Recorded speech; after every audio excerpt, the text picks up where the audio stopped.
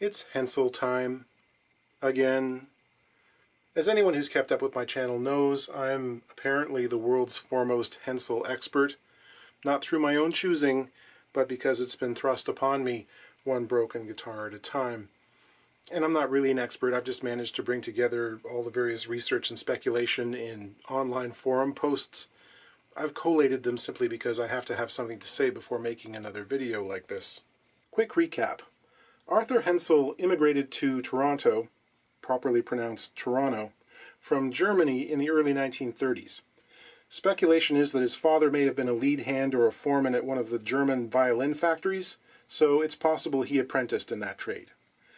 Once he got to Canada, he pretty quickly set up a workshop and began making inexpensive Depression-era catalog guitars for R.S. Williams & Sons, which by that point was a venerable music dealer here in Canada.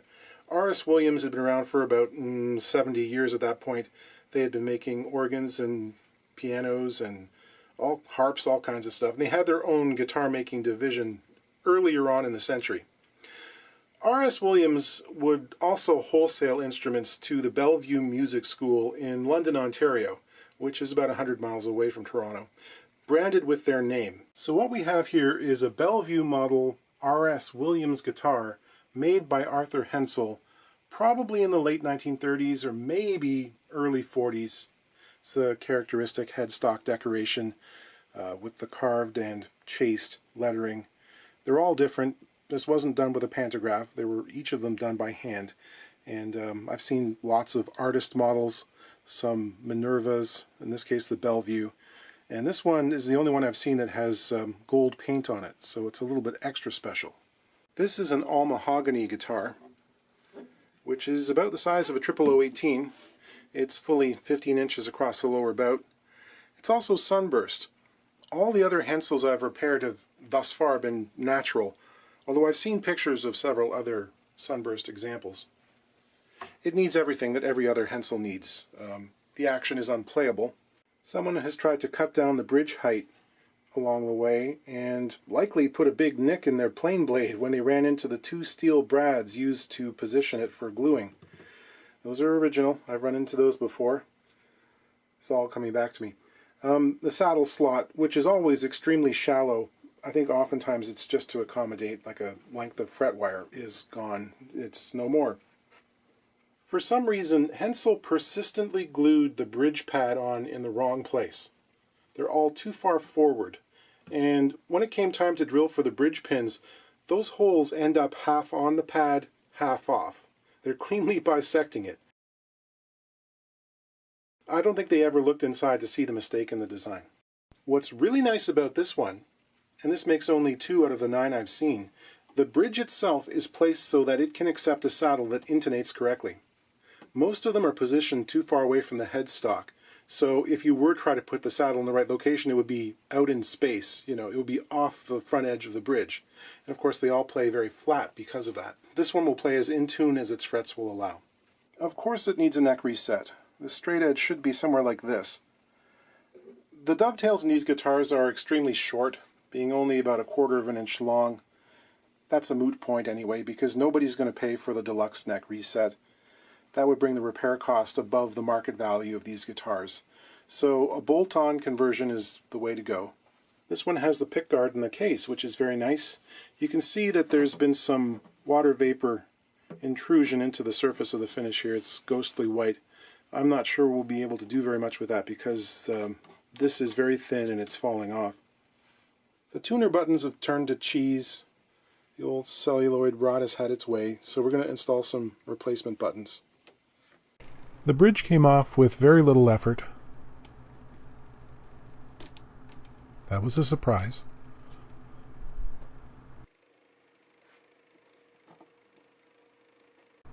The alignment pins weren't protruding as far as some of them I've seen this time. I'll start planing up a new bridge blank. The tuners were in pretty good shape for their age. A couple of bent shafts, but you almost expect that. And they all turned pretty nicely. Just hacking off the old celluloid here. You can see that it turns the shaft into this strange verdigris stuff. The ends of these, the spikes, or the part that holds onto the tuner button, they're larger than most of the commercial ones I've seen, and so was the shaft, so I had to do a little bit of file work to bring them down to size. And I heated up the shaft using a soldering iron, and when it was good and hot, I pressed them home. The wing ends of the bridge on Hensel's all have this interesting molding detail. They're very distinctive looking bridges. I realize that it's actually from a small radius roundover bit, held upside down. So we'll set one up in the router table here.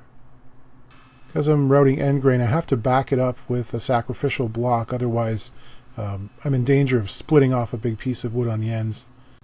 That's a reasonable facsimile. The other distinctive feature is a strong diagonal slope to the back of the bridge. Here I'm holding a full-size 4.5 smoother as if it was a block plane for some reason. I took it out to the spindle sander and ground away the wings. Then there's a certain amount of hand sanding to do.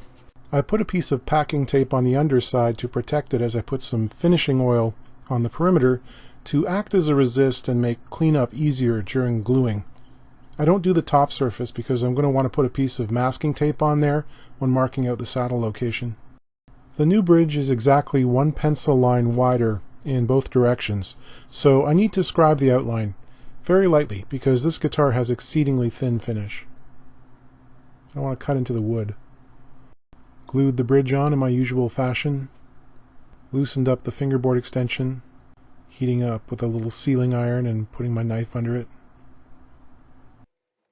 The area adjacent to the heel is the most beat up surface on the guitar for some reason. Despite this, I figured I'd try and keep my saw from marring it any further by putting some tape there. Before removing the neck, I wanted some inkling of how bad the action would be if it had strings on it. It was bad.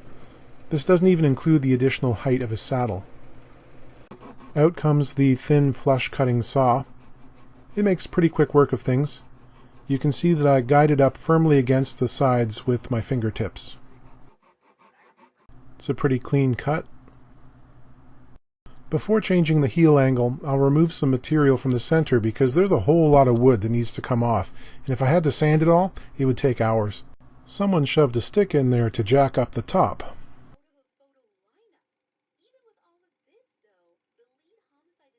I drilled a hole through the neck block, just big enough to accept a colored pencil, which I will use to transfer the location of the heel. Later I can enlarge the hole to accept a 1/4-20 machine screw. Right now I want a snug fit for the pencils so that it will give me a good accurate position.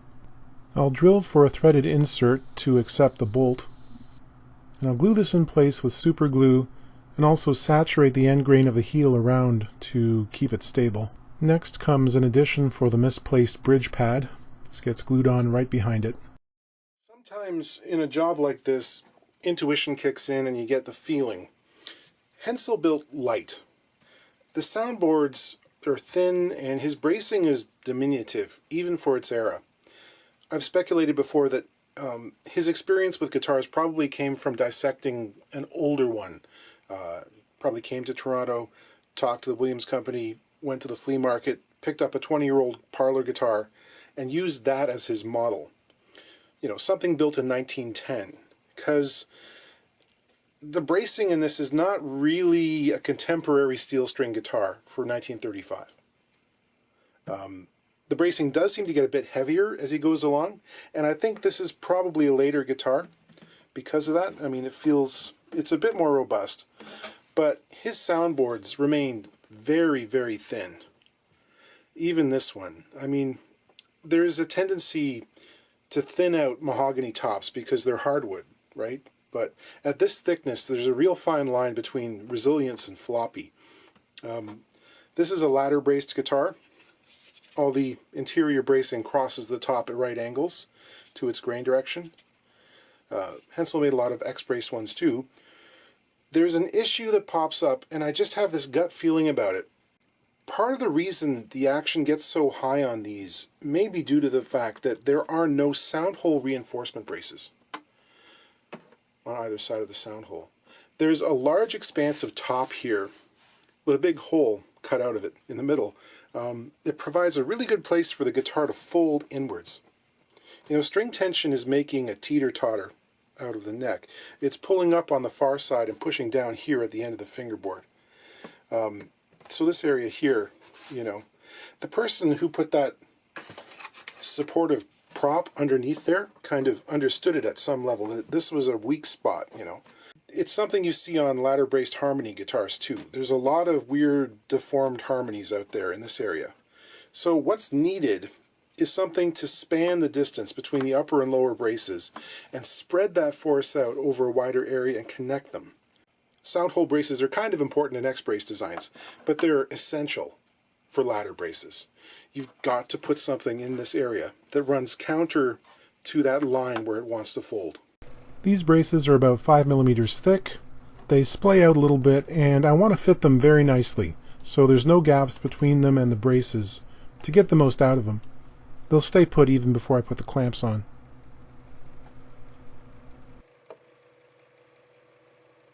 I carefully sanded and cleaned the surface they're going up against, put some glue on, got in there with a paper towel to get as much squeeze out as possible, and then clamped them in place using some rigid cauls. The nut on this is not original, I don't think.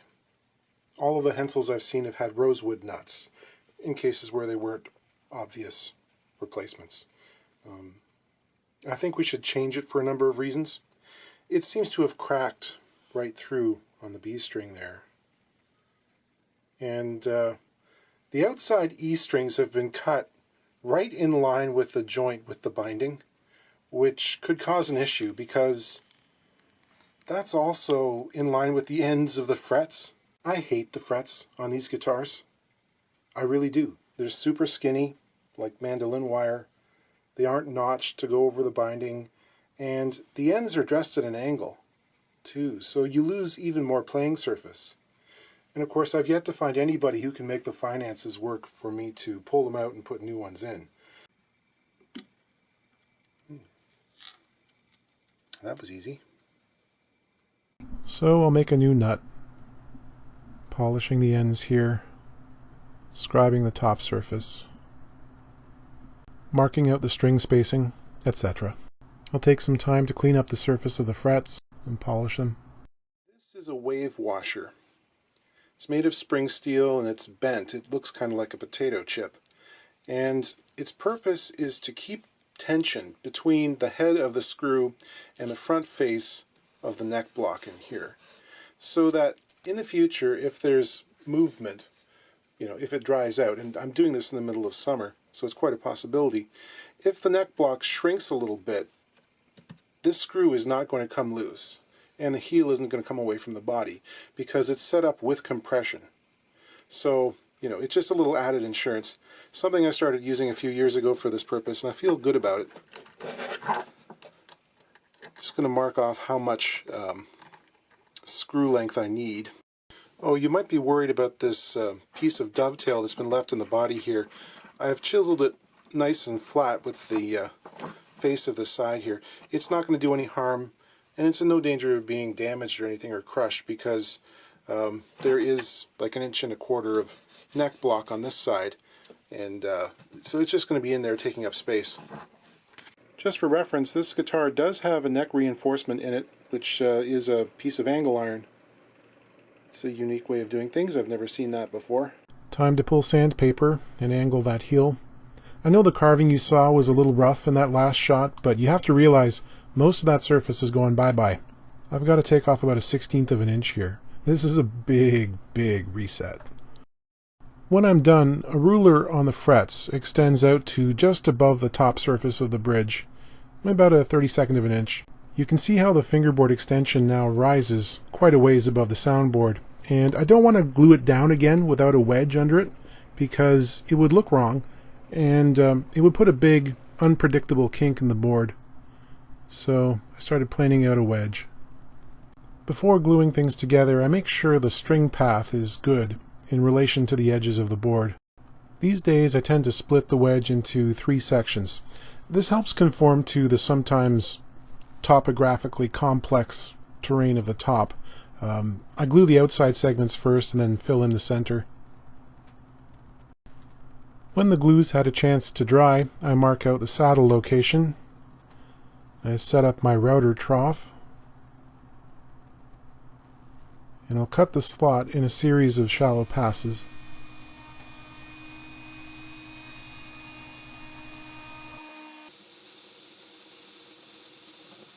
I'll drill out and ream the pinholes through the new pad. I'm making use of some nice boxwood pegs here that I scavenged a few years ago. The ones that came with it were pretty misshapen and had no side flute, which wouldn't be a great idea given how close the saddle is to the pins in this bridge design. It's positioned to use the previous pinholes, and that's where the saddle ended up. I put some string notches in there with the Dremel. The original pickguard has been preserved, but someone has previously installed little patches of cork in the area of each screw, and they show through against the dark background of the body. Both the player and I think they should probably go. I'm not sure what the thinking was. They shouldn't really be necessary. The guard isn't seriously warped or anything. Maybe if I install it and it starts buzzing, we'll know, but for now I'm going to get rid of them. And people always moan about the screws. They're destroying the tone. You know, 3 little holes in the soundboard, but look at this big hole here. It's got plastic on it. It was a time-saving measure, but its effect on sound probably isn't audible. And if it is audible to you, you're probably not the person who wants to be playing a ladder-braced catalog guitar from the 30s anyhow, because it's not going to satisfy you. I know, I wish there was something to be done with the ghosting on here, this white, milky-looking stuff. Obviously, at some point a beer was spilled. Experience tells me it was a Pilsner. Application of alcohol, like methyl hydrate, couldn't draw it out, because it's been there for decades, and the chemical structure of the lacquer was changed, you know, and it's also peeling away. There's also a hazy, watery look to the guard as well. I'll spend 5 minutes and use some polishing compound and see if that will improve it a bit. Otherwise, I'm just going to put this back on.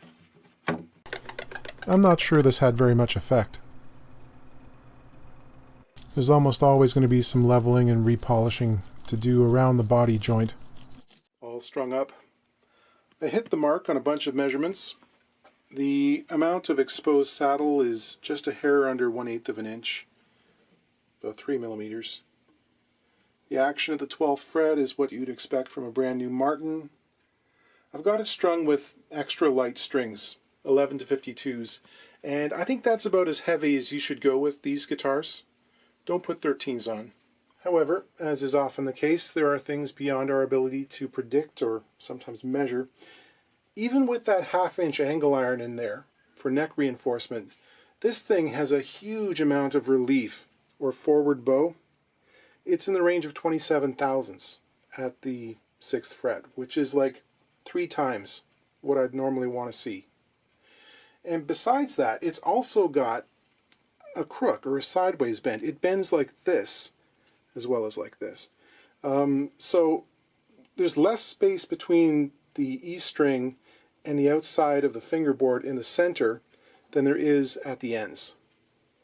It's a little weird. So what this adds up to is tougher action in the center of the board than even at the 12th fret. And the amount is extreme enough that you could never dress it off the tops of the frets, because you'd run out of fret and you'd be practically into the fingerboard down in the lower positions and up around the body joint. So, like, practically speaking, the only way to really deal with it would be to refret. Pull all the frets out, dress down the fingerboard, and then put new ones in. And again, you're adding $300 to an already, a job that's already pushing it. So this is where the conundrum always comes in. Where do you stop with a guitar like this? I suspect these things left the factory with really high action, right off the bat. Based on my experience with other guitars from that era and how they've managed to deform over the past, 70 or 80 years, these things tend to have higher action. Most of them I've seen, including this one, also show evidence of having a nut riser on there at some point. So who knows what the necks look like to begin with? The thing I want to stress is, this is the average condition of Hensels I've seen. I think I've actually had my hands on 11 of them. I've done work on 9, I believe. There's some people out there waxing poetic about them online, but I got to tell you, if you see one for sale, it will probably take $500 worth of work just to get it into a state where you can play it. More, if you want it to perform to the standards of a modern vintage style instrument or something like one of the reissues. I keep telling guys this and they keep bringing them to me. These are made with very nice materials, but the shortfalls in design and construction take them out of the class of a Kalamazoo. So you see it for, $600, you think that's a great deal. By the time you've put the money into it, you're going to be as expensive as that Kalamazoo from the same era, and these do not have the resale value. So just be really careful about your expectations on these guitars. They sound like inexpensive guitars from the 1930s. They have a certain kind of charm. I really don't mean to sound so down on these. It's mostly because they take so much work, and usually extra work for me that I hadn't planned on to get them to function. But they are historical examples from a recognizable shop during a time when there weren't very many Canadian makers of guitars. So I appreciate them for that. Thanks for following along. Let's hear how it sounds.